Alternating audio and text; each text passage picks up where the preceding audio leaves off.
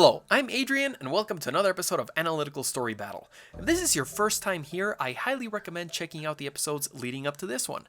Previously on the series, Captain America went up against Green Arrow, so if you'd like to see exactly what happened, that episode is on the playlist below or the card above.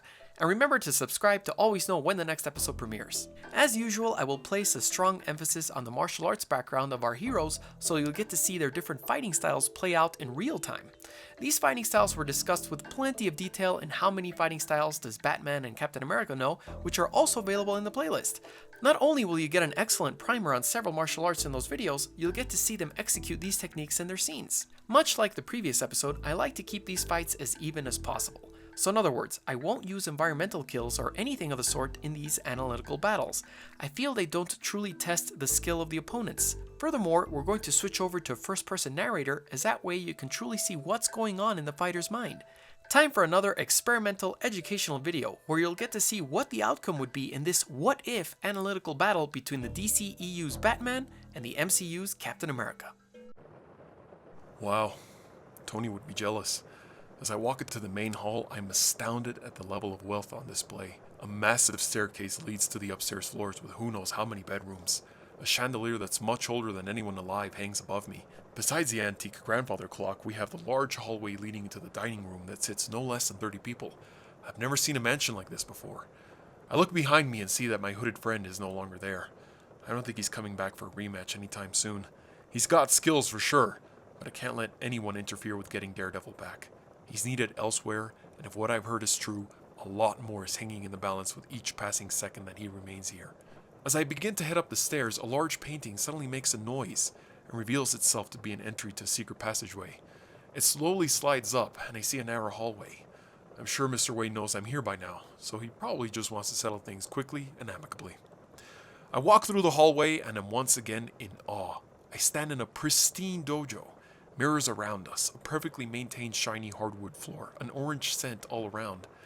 It's the largest dojo I've ever seen, probably twice the size of the one we have back at Avengers HQ. As my eyes arrive to the center of the room, I see Batman standing before me in a full tactical version of his suit. It looks different than the ones on file though, a lot more armor and padding. Great place he got here, I say. Thank you. I'm sorry, but I'm unable to hand over Daredevil at this time. Bruce, you don't understand. We need to... No, you don't understand. That man is key to understanding the shift that has happened here, and if I move him from where he is, he may never wake up, or even exist for that matter. That doesn't make any sense. What is happening is only going to get worse the longer he stays here, in this world. So you'd rather just take him back, and pretend nothing happened, that it won't happen again. Those are my orders. This is much bigger than you, or me, or him. A rift occurred in the time-space continuum, and I believe it's being orchestrated by someone.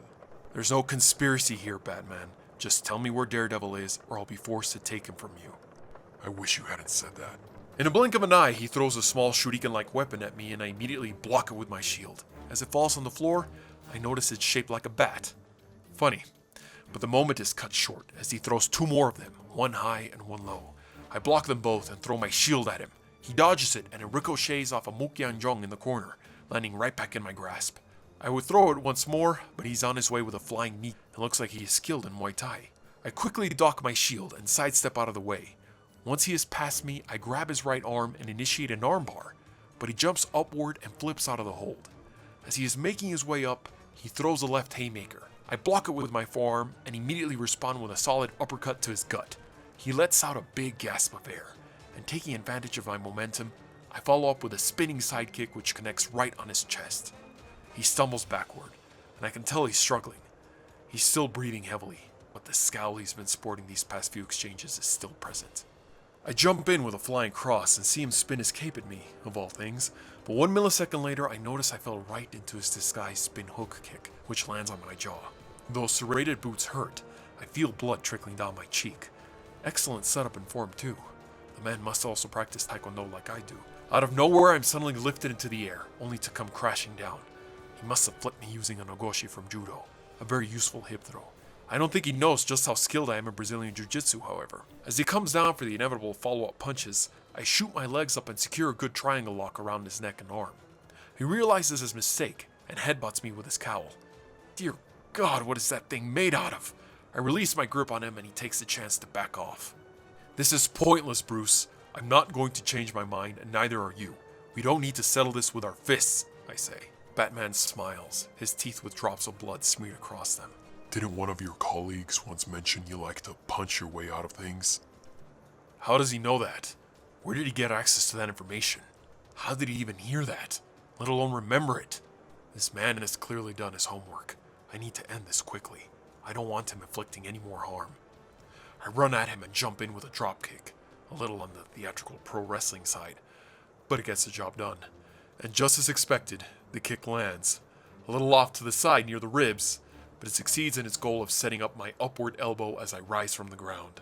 This strike has knocked out several men, and considering his chin is the one place his armor isn't providing elbow protection, I think this man is about to collapse. Surprisingly, he doesn't. He isn't fully aware of his surroundings, but is still standing. I follow up with 2 hooks at his head. Sure, the boxing form may hurt my knuckles a bit considering that cowl is made of some of the toughest material on earth, but I'm pretty sure he's the one with the most pain at the moment. Batman still isn't down for the count, so taking advantage of our close proximity, I jump vertically in the air and execute a spinning back kick, a strong technique to both create distance and inflict a solid hit.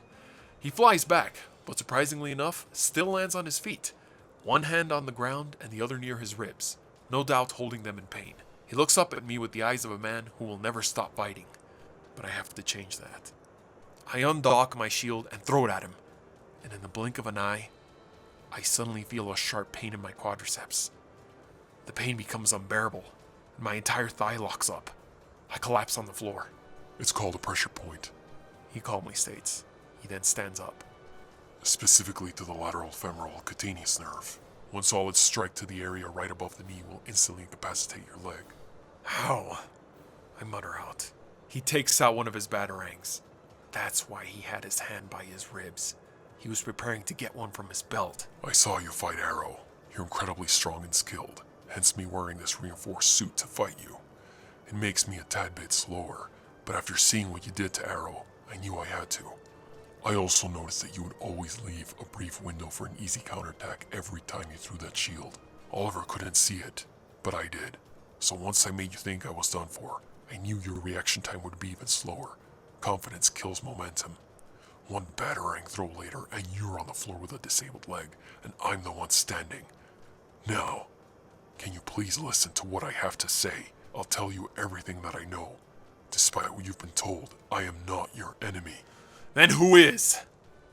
He takes out a small device from his utility belt, a portable LCD screen by the looks of it, and tosses it over to me. It lands a few inches from me, and an image is on display. No. It can't be.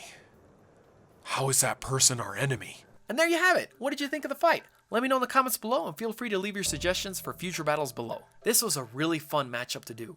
I admire the skills of both Batman and Captain America. They are really versatile fighters with strong punching, throwing, and kicking abilities, so I could basically have them fight in any way that I wanted them to. Despite both opponents being incredibly skilled, at the end of the day, I know that Cap outclasses Batman in strength.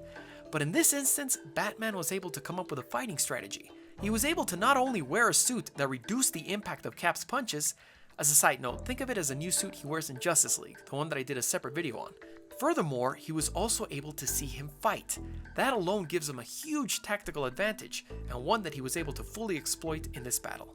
Join my Patreon to get access to cool behind the scenes stuff and a bunch of other rewards. Subscribe and you can follow me on my Twitter, Instagram, and brand new Facebook fan page, Godzillarex. See you next time.